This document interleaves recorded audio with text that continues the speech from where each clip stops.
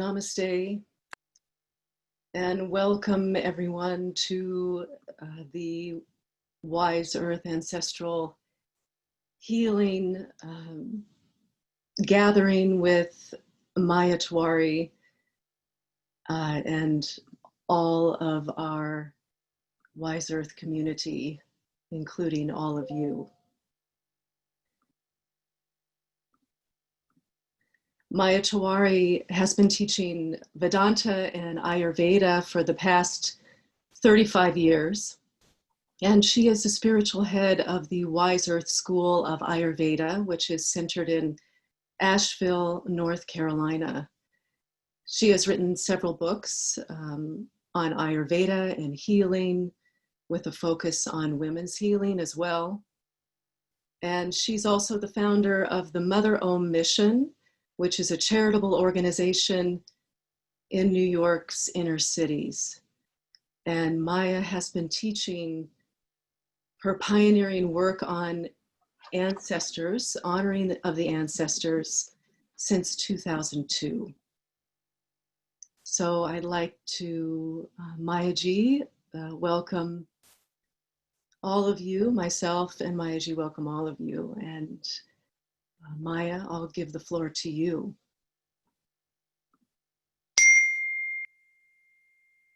Thank you. Thank you so much, Dhardini. It is a pleasure to be here and to be able to see all of these beautiful goddesses and their faces at this very auspicious time in a very troubled world. We are looking at the Vedic period of honoring ancestors, which begin tomorrow and which ends on the 17th. Usually it is 15 days following the full moon that happens prior to the autumnal equinox. But some years in the lunar calendar, it could go as many as 16 days, which it is now during this period. Now, ancestral worship or veneration has been a part of the native traditions from time immemorial. There isn't a native culture that did not subscribe to and adhere to the laws of Mother Nature as far as our ancestors go. But modernization has taken away so much of our prowess, our gifts, and our innate practices that keep us in sync with the mother, with the earth. And our ancestors are a great part of this reality that we need to reclaim, each one of us, because at the very beginning of each of our bloodline is a native forebear. And so we are all natives of this good earth. And I don't have to tell you why we need to reclaim this today. The ancestors are the continuum of the healing force that we carry within us. They're also those wounds that we carry are all related to them as well. And we cannot really make the quantum leap in our spiritual footsteps until we heal that which is ancestral memory. Now, I've been writing about this for a very long time, but in my tradition, I want to clear some of the very terse understandings so that we're clear on what we are doing today and what we'll be doing in the coming days, the next fortnight or 15 or 16 days or so. At the new moon, which happens on the 17th of September, we will have the beginning. It always happens this way, that Pitar Paksh, which is the period of the ancestors, is followed by the new moon, which is the beginning of Navaratri, or the 9 nights to worship Durga, the goddess, the warriors, the protectress, the amazing spirit that all Shakti carries, and certainly in every woman, in every goddess, the belly of our power comes from that primordial energy. And so that is not an accident by any means, that the sombering time of honoring ancestors is followed by the celebration of light for 9 nights with the goddess herself. This is wonderful to note.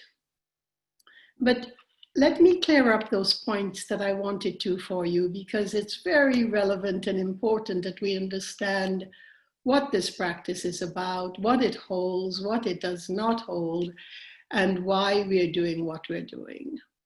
Now, in Vedic tradition, we have always looked at the power of birth and the power of death.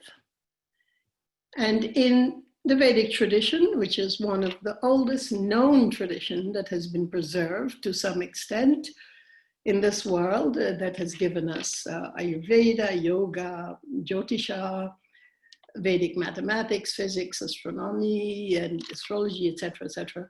It's important to understand that in most native traditions and cultures, we women take care of birth, and the men take care of death.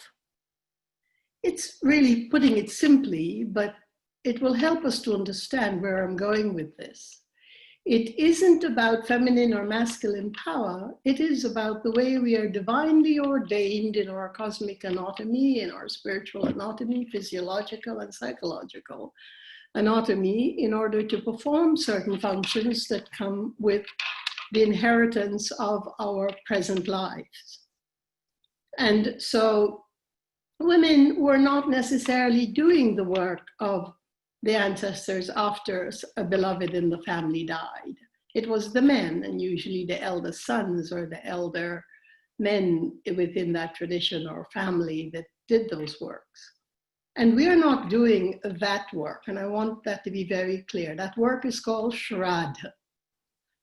And Shraddha is not what we are doing today. We're doing simply prayers and Tarpana. Tarpana means nourishment to the ancestors. Every woman, every man, every child, every tree, every part of nature can always bow to our ancestors. At a certain point, you would understand many of us do not know who our lineages or our birth families are. And that's all right, because they know who you are, which is fortunate. The ancestral bodies may have dissipated into the earth and the universe and the skies, but the spiritual memory and the spiritual imprint of who they are, the soul, remains who they are.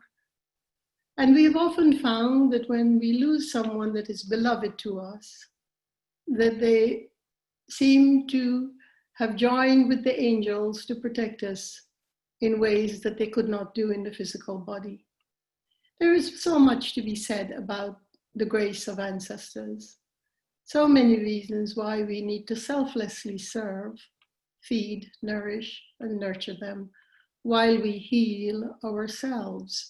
And to some extent, we heal them as well, because spirit still have imprints, the memories that give us another rebirth, of course, that needs to be healed. Every ancestry needs to be healed. Some ancestors more than others, as we know. So in this incredible talk, I don't want to do too much talking, but I do want to tell you about the general way that we're going to proceed in the next 16 days, if you may, at your own home. Dhardini has done a small video to show you how to serve the Tarpana, which is just water and sesame seeds poured through a certain mudra in your hand, either to Mother Earth or into a vessel that is sitting in your altar. Also the setup of a very simple altar in your home, or certainly in your heart. that speaks to the love, the care, the remembrance of our ancestor. Because before we can love and care for anything, and I know that Joyce is agreeing with me, we need to be able to remember. We need to remember who our spirits are, where our strengths came from. We need to remember those things within our wounds where we are felled by certain things all the time, no matter how much we struggle and how much we try.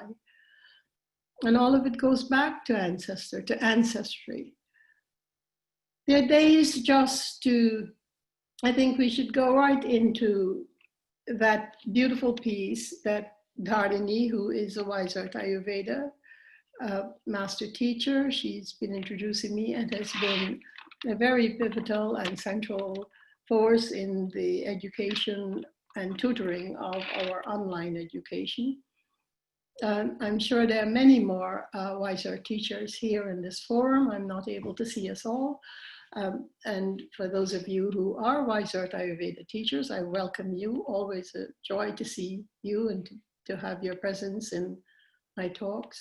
This talk is, of course, for everyone, and it is for your personal use. It's not for you to go out and teach anything, but it is definitely for you to go out and use it with your family, use it with yourself.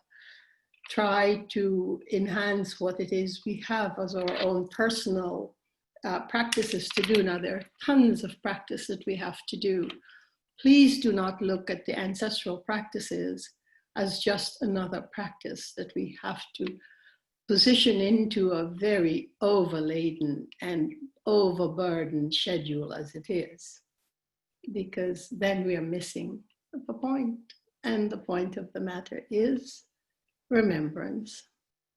Remembering that we stand on the shoulders of so many that have gone before us.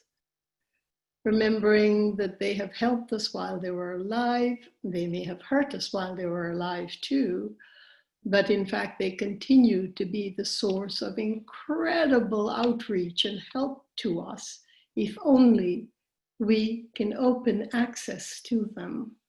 And that's what this is about. One of the reasons that I'm doing this talk today and also introducing this period that is so sacred for our own personal devotion and work in healing ancestry is also because I just recently lost a younger brother who is a Swami, who was a Vedic monk, and a pure, pristine soul whose time had come, and understood that loss is the nature of our present time. We lose in order to gain more memory. And how many of us know this?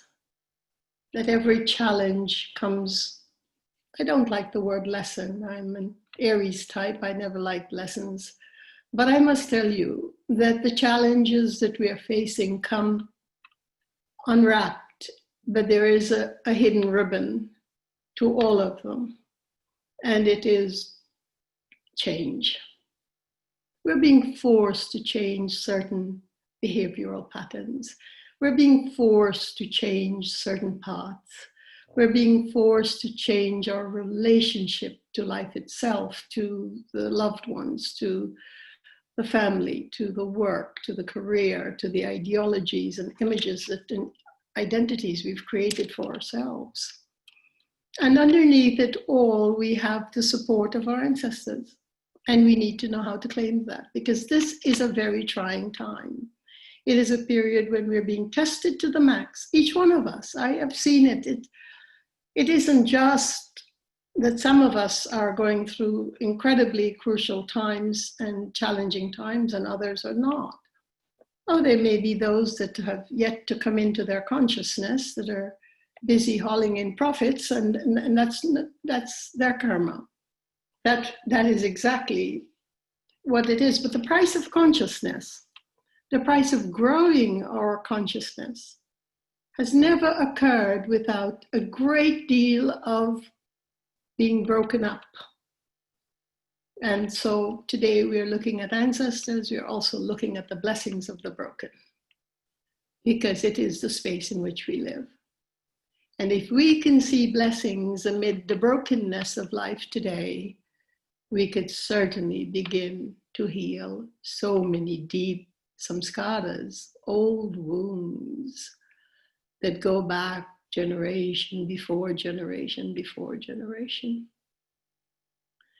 And so I'd love Dhardini to show, first off, as we continue our beautiful session with each other, to show that video piece that she has done with her beautiful sadhaka husband, Lee, and to show how we could use a very simple tarpana, which is water with black sesame seeds. Now we're going to be facing south, because the southward direction in our astrological configuration in the Vedas tell us that south is where the ancestors reside. That is the direction. As we all know, every native tradition subscribe to the directions and what they promise us, what they give us, and what they allude to us on a daily basis. And in the south, we face Dakshina or south. You can do it on the earth if you have access at your home to an open earth, or we can do it in a bowl, in a clean space, or in a bowl on our altar. And we'll show the mudra, which is very, very simple. It's having the hands in Jnana mudra, which is the Shanti mudra. And you could also lift the palm to the heavens, especially for women, because we are offering as the maternal Shakti force to our ancestors, not the Shraddha force that the men and the masculine gender of our traditions, all traditions really, except that we've forgotten about that, offer during a death and after death to ancestors. They do a very elaborate, those who still subscribe to doing this work, the male of the family do a very, and the male priest, the male person in the family do a very elaborate Shraddha work. This is not about that. This is a practice I have been blessed with and given permission by my own tradition, in the lineage that I grew up in, the lineage I was taught in and trained in, the Veda Vyasa lineage, to do for the world, because basically we all need to contribute to gaining our personal and individual consciousness. And so there is a practice that we can all do. It does not challenge what has been traditional and has been done by our forebears in this tradition and other traditions. And I want us to keep it exactly that simple. We can all pray, we can all use mantras, and as mothers and sisters and daughters and the goddesses that we are, we can always nourish our ancestors. And that's what Tarpana means. That's what Tarpana is about.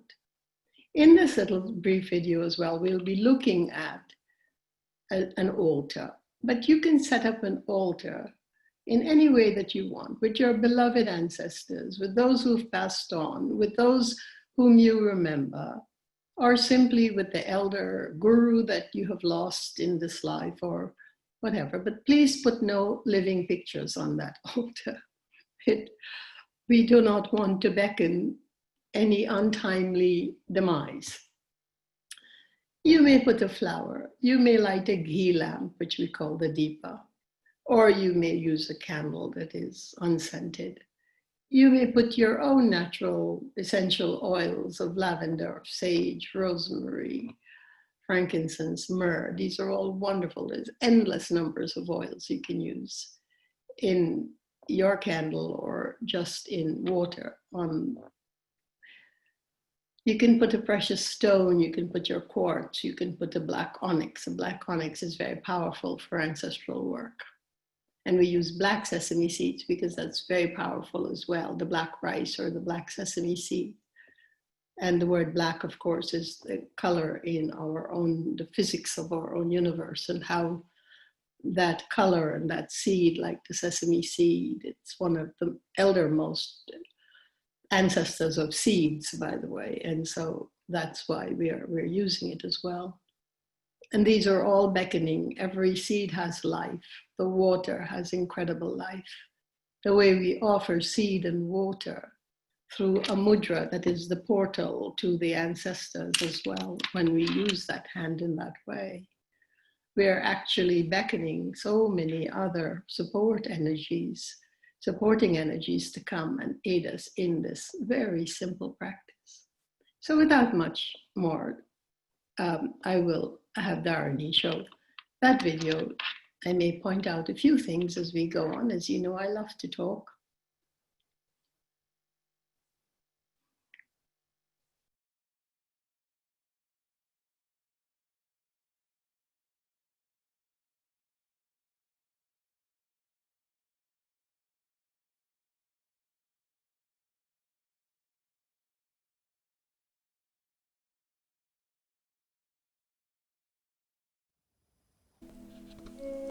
Namaste.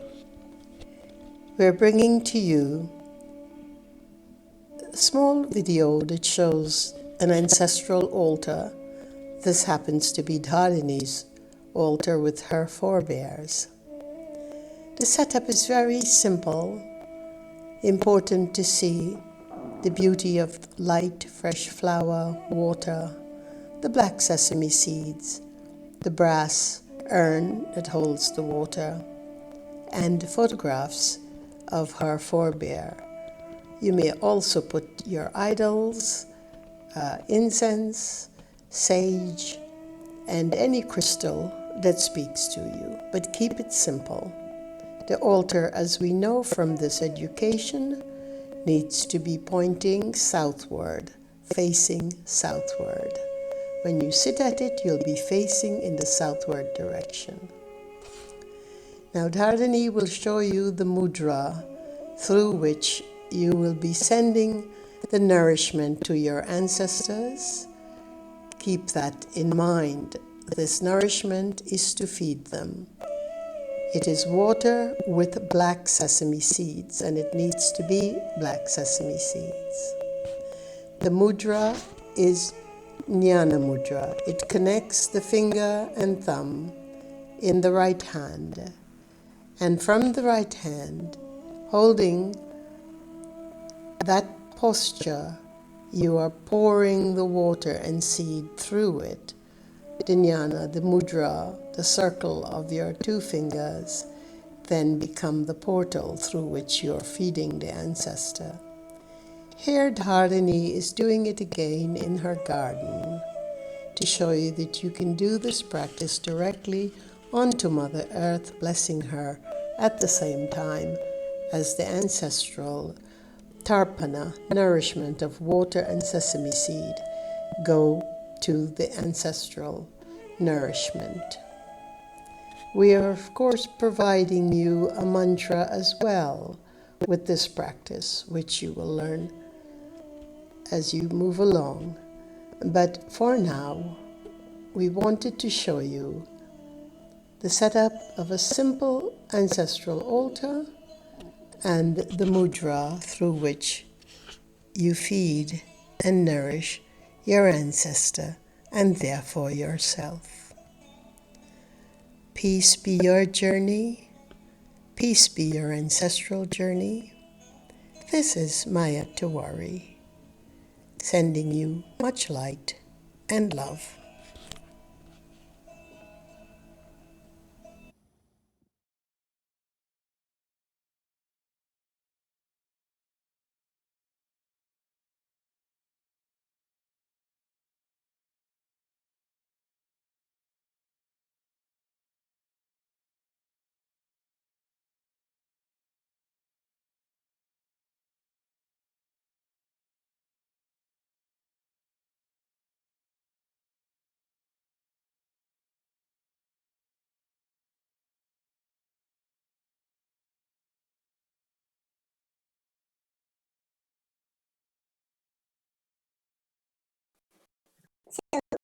Basically, that is the simple wonderful way to be able to offer ancestors. Now you may also call the ancestors, call their names, those who have recently passed on, or you may just use your own phraseology to say, may all my ancestors, known and unknown, be fed and nourished and nurtured.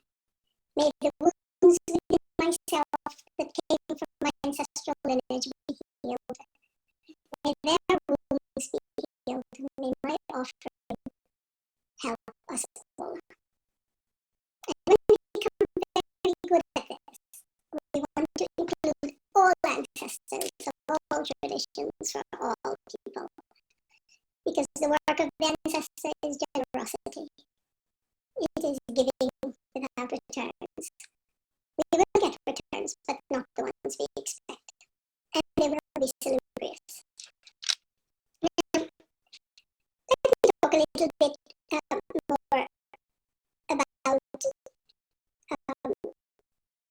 the timing for offering in the tradition.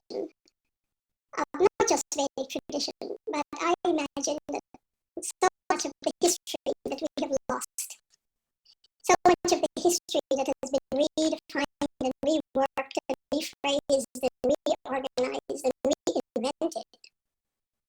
We've lost so much.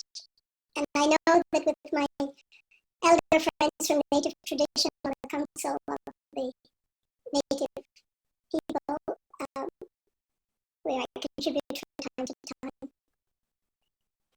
that so much of what we're teaching in this ancestral work also applies to their native traditions.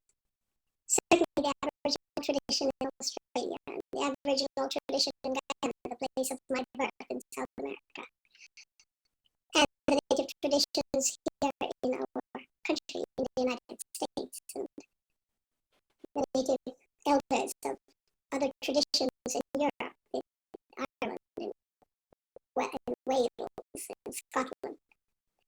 So much of what we're doing has meaning and around the same timing as well, when their history observed these incredible precious times. So we are looking to revive and to bring back our ancestral memories. As Tagore said, faith is the bird that feels the light while the dawn is still dark. Doing the ancestral work is very much like that emotive statement. It very much brings about an understanding of we're not entirely sure what we're doing, we're not entirely sure why we're doing it, we're not entirely sure of anything or other. We're just selflessly giving up ourselves to the understanding that we come from a lineage, that we have forebears and blood ties that go back to the beginning of the world. And that is very, very powerful.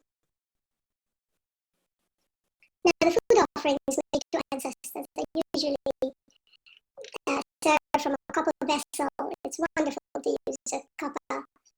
Sometimes silver is used as well, but I prefer to use the copper. We'll talk about that. And sometimes it is placed in a banana leaf, or the cups made from dried leaves, which, as you know, India has recycling leaves into vessels, plates and bowls for more than a century now. And the food can include a sweet rice made with milk, good quality milk, of course, like a porridge. But generally, we're using just the tarpana. Tarpana is the water offering of water, and then we're adding the black sesame seeds. We don't want to do the complete work out of what is done in the Shraddha work for ancestry, but I want to point out to you that there's so much more that is being done by the counterpart of our Shiva energies, our male energies, in this way. There are exceptions, of course, to the lunar days of rule, but I will just point out a couple that may be of use to you. On the 4th and 5th lunar day,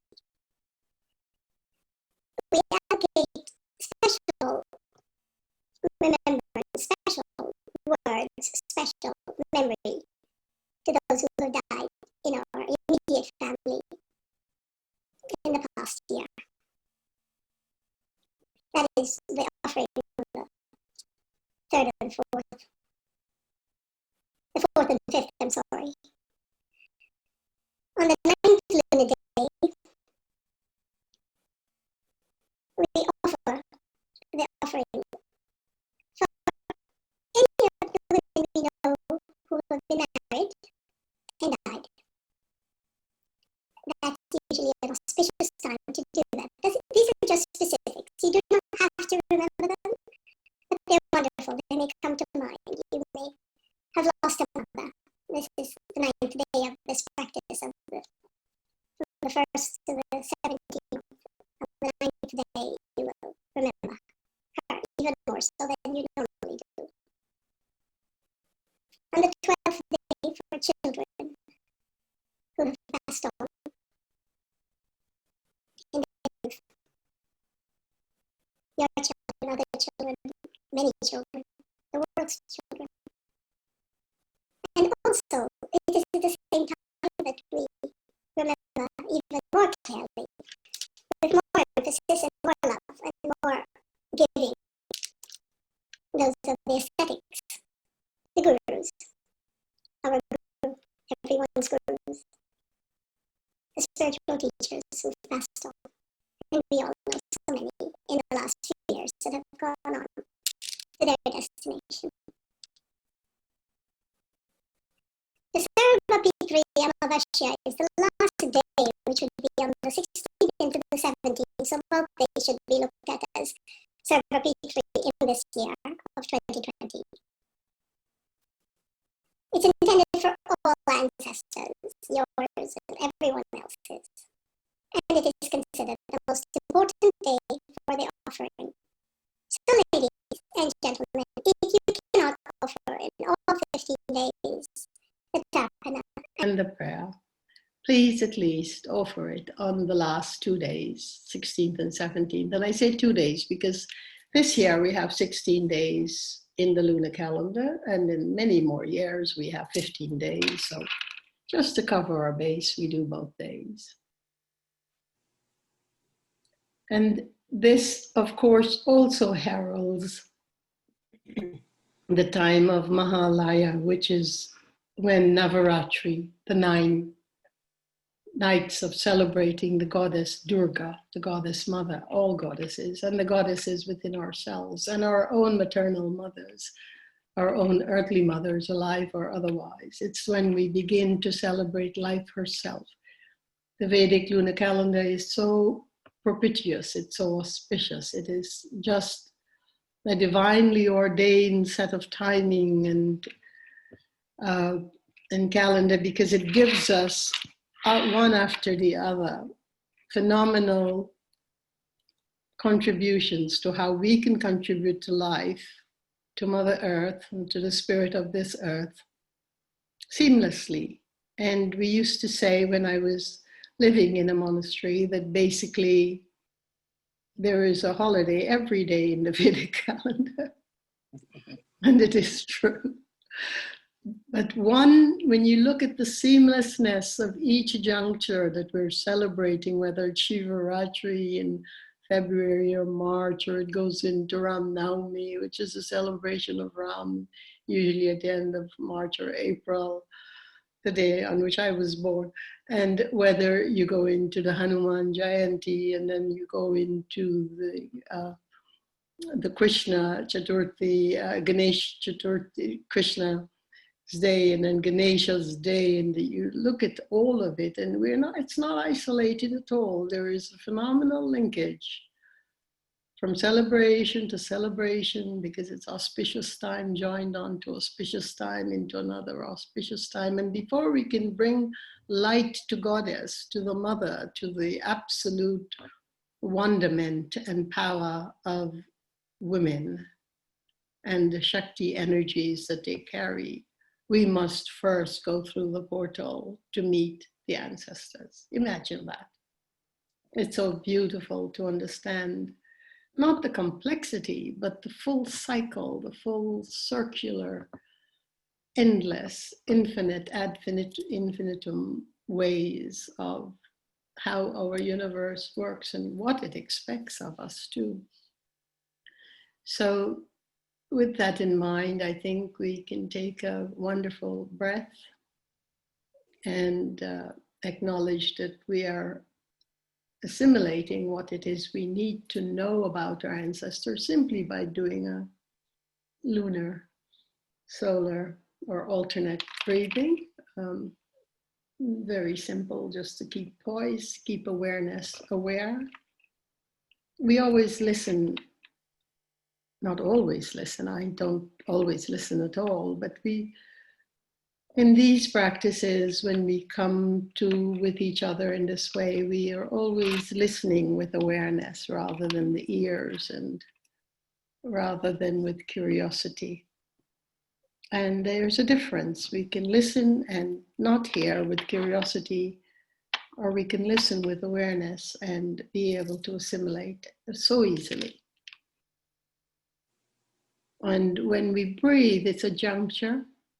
When we take time for that breath, it's also a juncture of time when we can more easily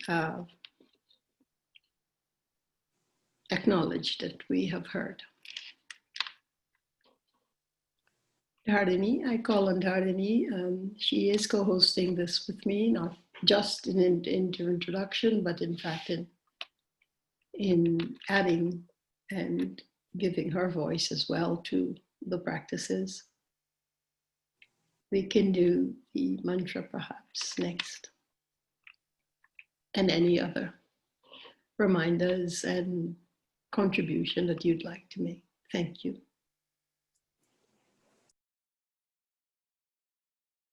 When we do this mantra, we just tune in to the memory and the presence of our ancestors and our loved ones, those that we have known and those that we may not have known. And I'm now sending it through the chat.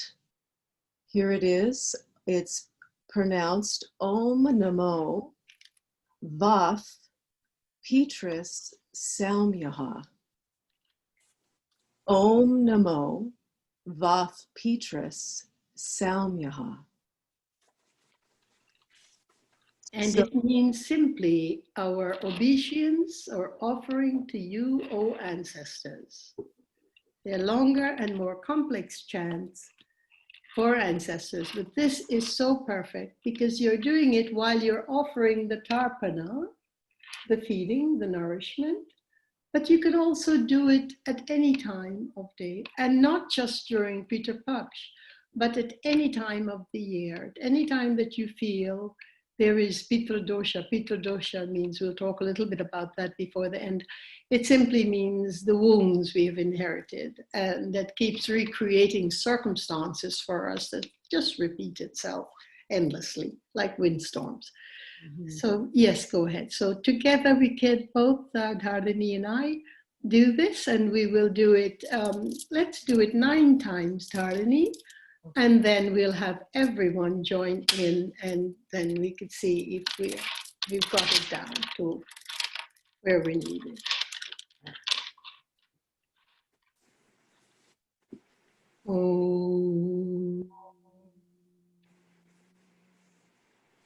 Om Namo Vapitra Saumya.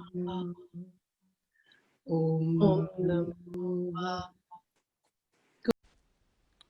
Om Namo Vapitra Saumya. Om Namo Vapitra Saumya. Om Namo Vapitra Saumya. Om Namo Vapitra Saumya. Om Namo Vapitra Saumya. Om Namo Vapitra Saumya. Om Namo Vapitra Saumya.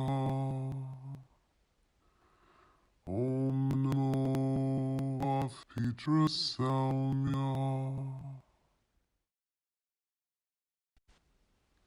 Om Namo Vapitra Samya.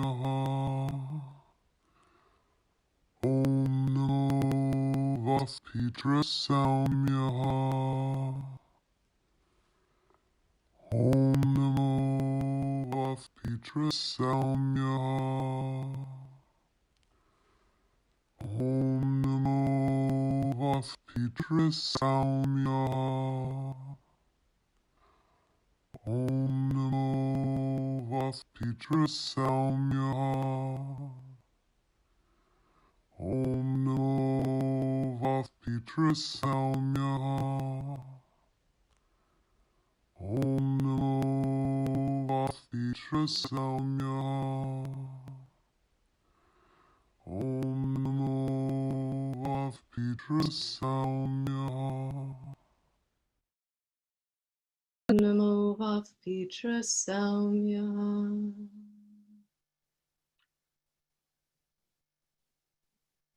Om Namo Vapitra Samya.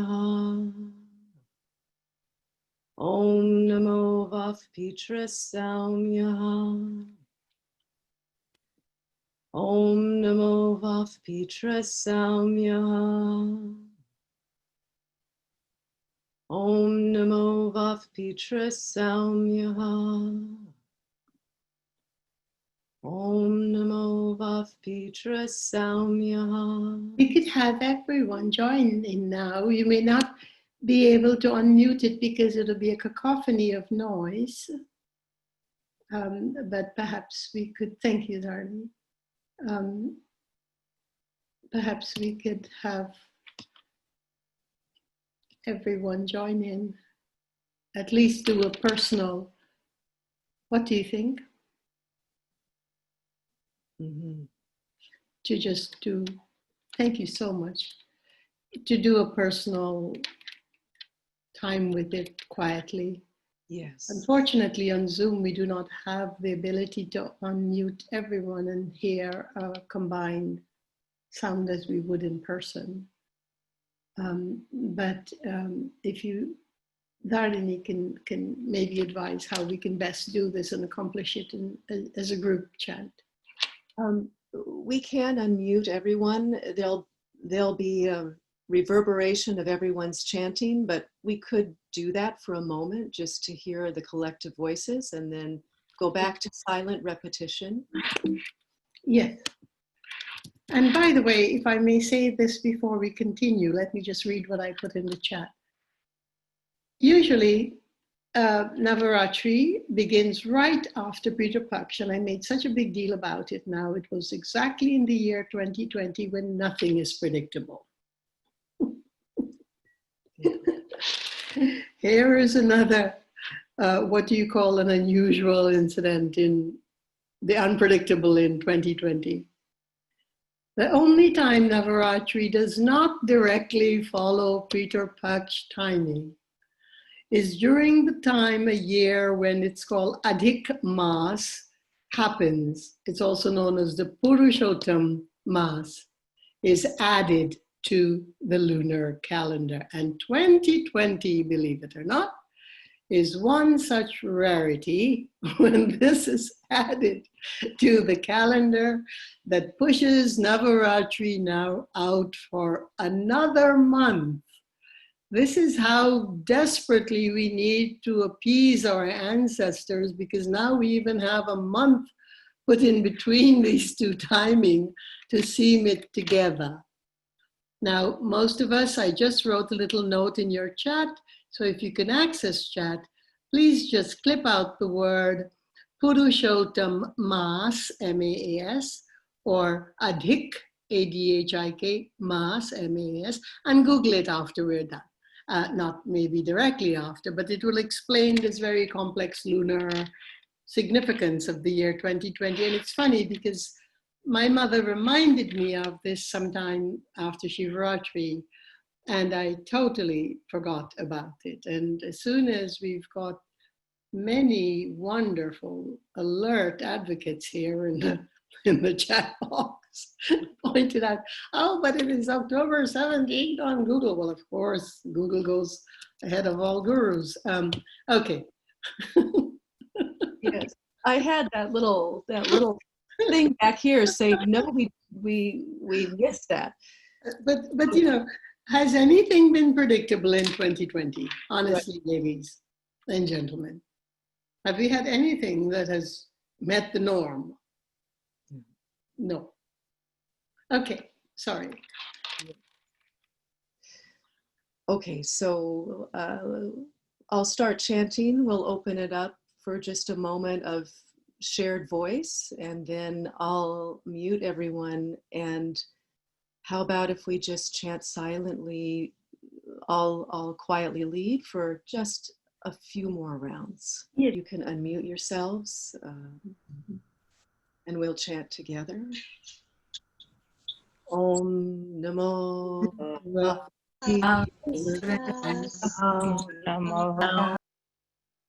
Om Namo. Om Namo Vaf, pronounced Om Namo Vaf, which is V-A-H, because it's followed by a pa sound, P sound.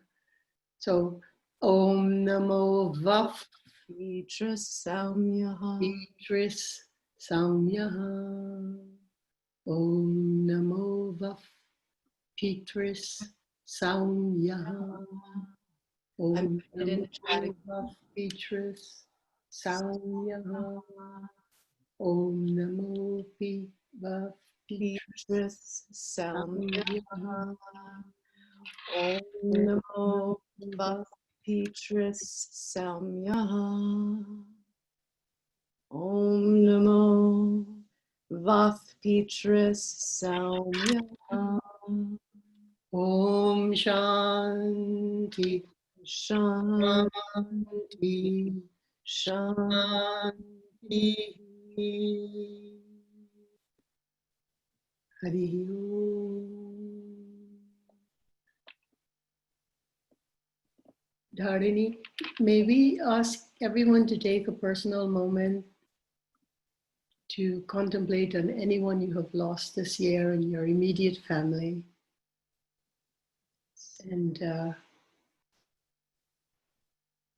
we can all hold each other in our prayers. I will hold my brother, Swami Shankar Bhagwan, from the Divya Jyoti mission, who passed away on a very auspicious day. It was the day of the Lion's Gate at 11 p.m., which is 11 Porto. And please, each one, if you have friends or family that have passed on and they need your help for their travel, let's please hold that together with each other.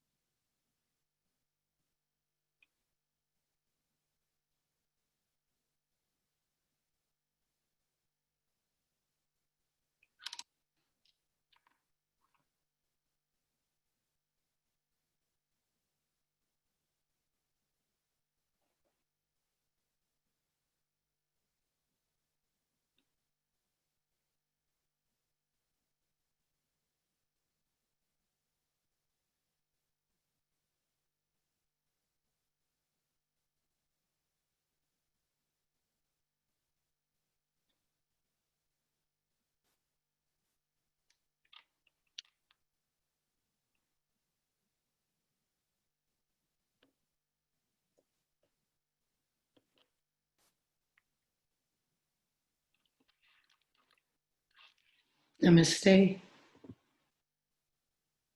Namaste. About how many times should we chant the mantra? Yes, I worn my mala on my wrist because if we were going to be doing it 108 times, it's such a simple mantra and it's so easy to do it 108 times. And rather than count, we all, I think, know how to use a mala. And you're just going from bead to bead and the mala does the count for you, because most malas are 54 beads and primarily 108 beads, but then they now have some shorter malas for 54.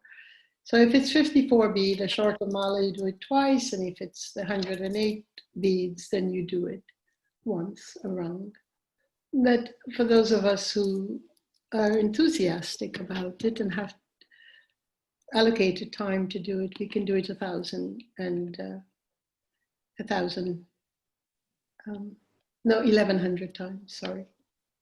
11 is also a very auspicious number for our ancestors. It's not only a portal, but numerologically in the Vedas, we would generally do this. Most mantras we do 9 times or combinations of 9. But for the Pitris, the ancestors, they're very specific. 11 times is very good, 1,100 times. So even if we do the full mala 108 times, that's fine, but you can also add 3 more to make it 111. And then it's very, very specific for your Pitris mantra. And another question is, what is the best time of day to do the ritual? It depends. Don't do it at night, though. And don't do it in the junctures of the day, like dawn, midday, dusk, or midnight. So you basically have a time. You could do it in the morning after you've done your whatever your ablutions may be. Start the day. You could do it. My preferred time for me personally works best always, and that's around 4 to 4:30 is a time that I somehow gravitate to. It may not be everyone's time, but it's important that we keep this as a continual practice in our awareness, and then our physical demonstration of such practice at a specific time. And it'd be wonderful if you set a time for yourself that you more or less maintain that same juncture of time. But if, of course, you can't, then any time is good, except do not do it in the sandhyas. And the sandhyas mean dawn and midday and dusk and midnight. Other vulnerabilities occur during these times, and we don't want to have our prayers be upset by other incoming whatever. Mm-hmm. And someone else is asking if it's okay to have pictures of our ancestors in our homes, deceased ancestors, outside of this period of time, the Pitris time. It is a personal choice thing. I'm not going to address that because it's one of those questions that always bring up a lot of different traditions think differently about it, is what I'm trying to say. Speaking in the Vedic tradition, I would say that it's a wonderful time to have an altar in a private place, nothing that is too exposed to incoming, outgoing guests. So a space that you have secured with the vibrations you're creating for your prayers, not only ancestors, but your families, whatever, health. And we keep the ancestors on the altar during Pitru Paksha, but we do not necessarily keep all the ancestors on the altar at any other time.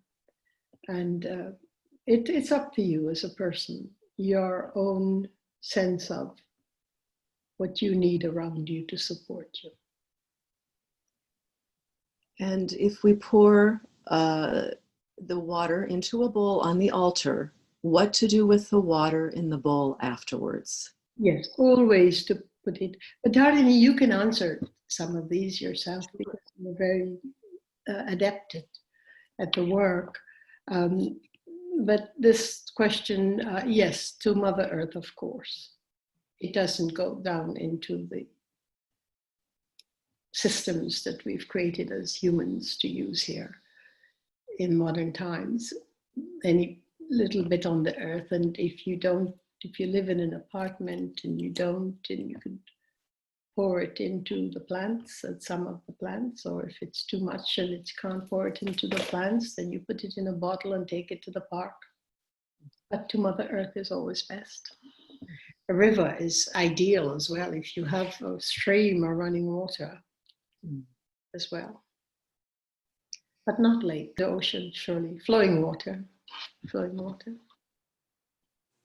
And it's nice if you have a backyard or you have a home where you're living, to have a designated place where you put your offerings, all your different offerings, and you can put them all to the base of a tree or somewhere in your garden.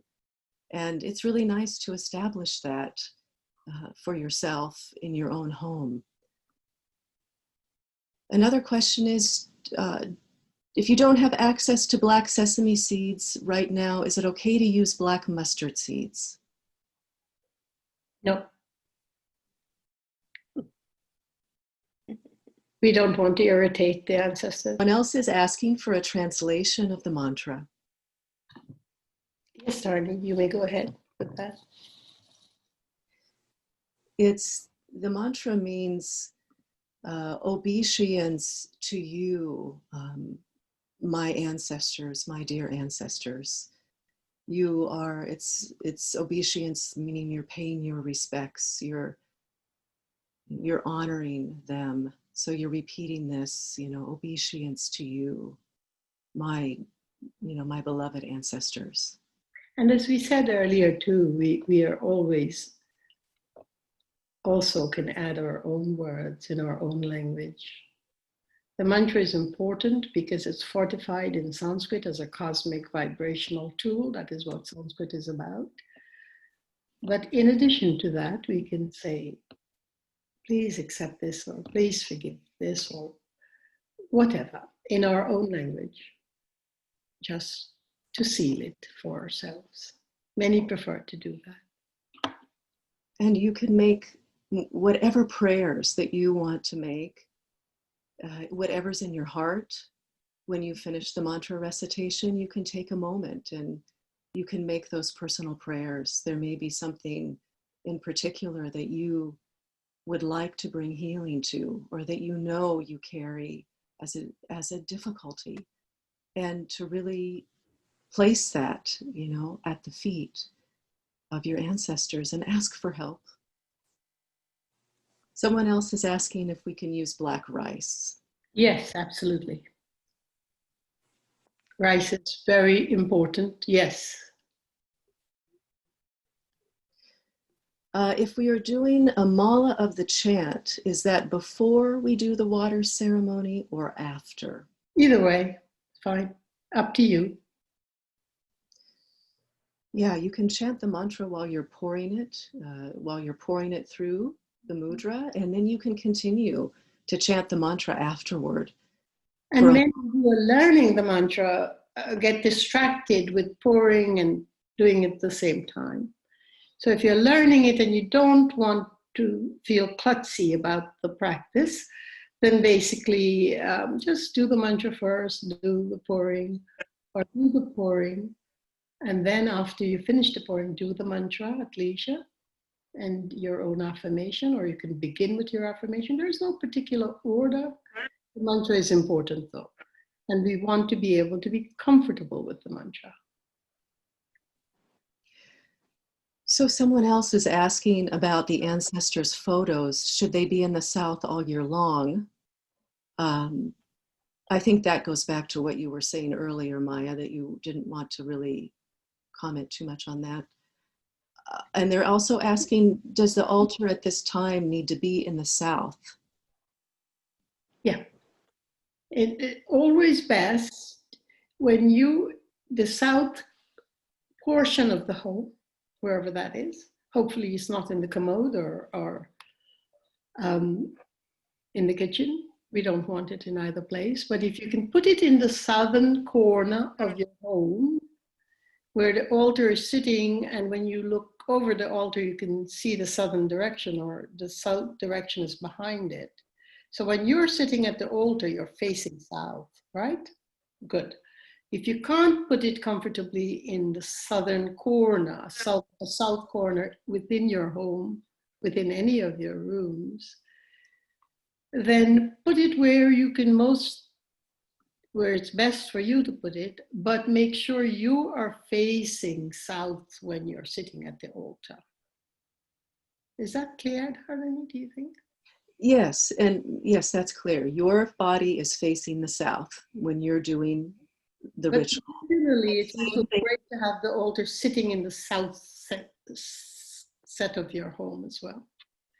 But if not, it's all right. What I have done in the past is, if for some reason I can't put the altar in the south part of the house, I just turn myself to face the south as I do the offering.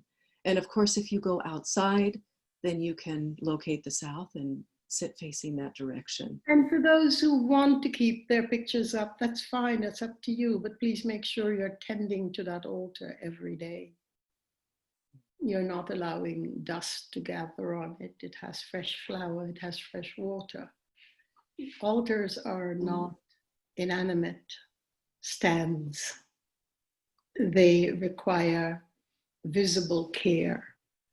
They require a visible sadhana to care for it, to be part of it, to keep it alive, to infuse it with mantra and energies and whatever. So understand it not to just be a fixture in your home, but a very living thing. There's something so special about this practice, Maya, that it comes at this time of year. I always feel like it grounds us, and it has a kind of natural turning inward, inviting us to turn inward, that's coming at this time of year in the fall. How in the Wise Earth tradition we really begin to gather our energy and really look at our life, almost look back on our year and our life to see the fruits of everything that we've lived this year. And so when we get to do the ancestor ritual every fall, it just feels like such a beautiful, safe, graceful way for us to come back home to ourselves. And over the years, I've seen so many people have tremendous healing from just this simple act. And so many stories. I know the other Wise Earth sadhakas here could also, I'm sure, share so many stories of the incredible healing that has happened in people's lives by doing this practice. It has been, and it was, I started it right around 9/11. One of the first practices was done at a yoga institute there that was looking over the shrine of the World Trade Center as it was still smoldering. And there is something that we talked about earlier that I said I would mention later, and that is the Pitar dosha. Dosha, in a sense, means the flaws that come through our own lineages. And if we have a flaw or many flaws that come through our ancestral turnpike, we can bet that that flaw is interacting with everybody else's ancestral flaws. And then we have a mess of flaws of dosha. But what is evident and has become extremely evident to me for those of us who are listening to my podcast, you can imagine what I'm talking about. There have been some very enormous trials and tribulations and challenges beyond the norm in the last decade or so. that made me understand even more completely that we carry Pitra dosha. We carry the faults of our ancestors in terms of wounds.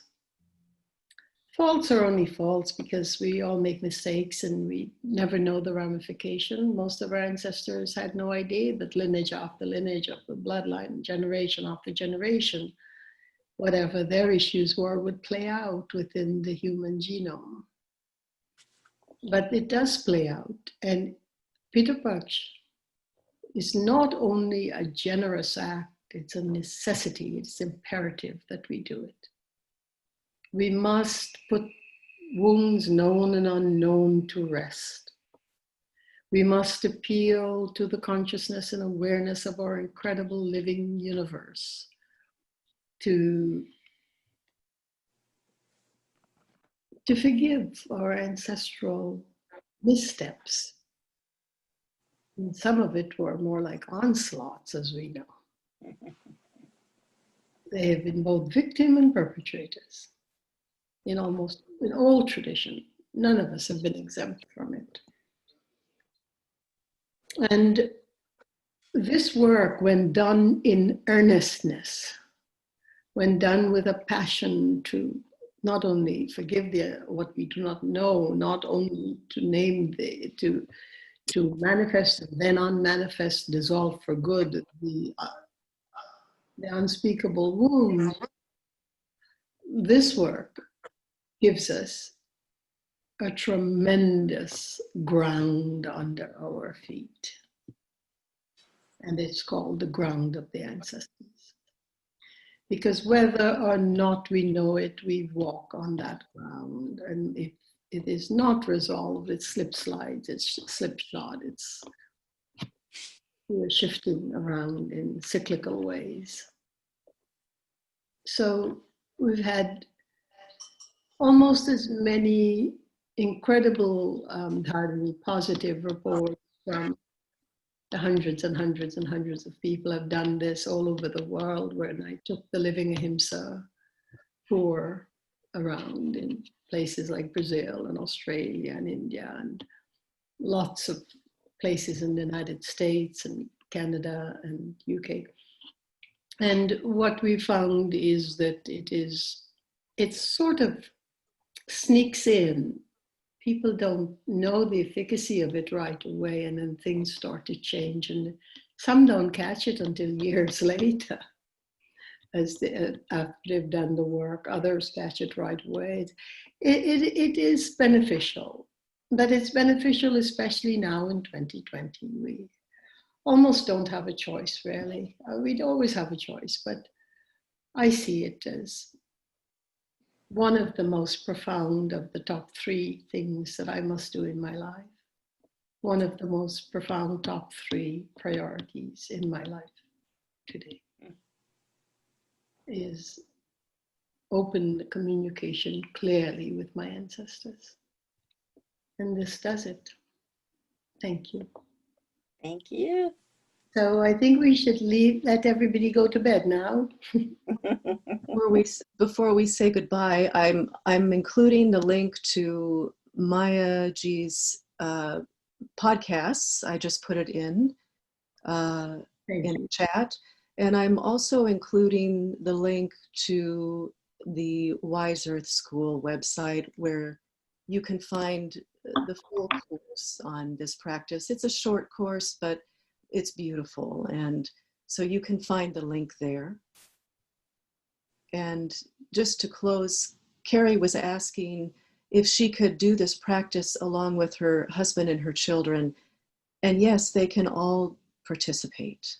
Oh, absolutely. The children's prayers are very profound, but we also don't want to inundate children with too much death news. And so we would be able to tell a story of our ancestors, known and unknown, and it should be light and it should be children-like. They're so aware, but we don't want to grow them into our challenges way too fast, right? We must remember that. Yeah.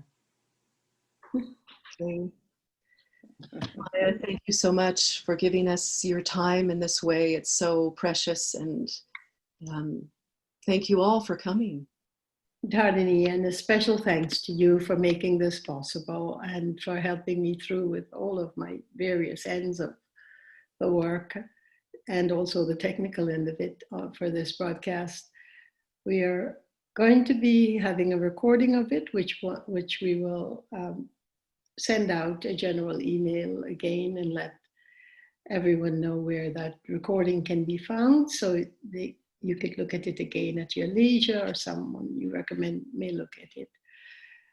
It has been our pleasure, and may we ask all of the wiser teachers and instructors who are on with us tonight to join Dharini and myself, and Eden is there, I know, Sarita was there, Yogamaya is still there. I don't know what happened to Rasmali and Radha, and of course my sister Preeti is still with us. Mm-hmm. So let us please do just a brief mantra, Asatoma, everybody. It's like that. For all to be at peace, and our greatest gratitude and love, light to you all. Thank you. Thank you.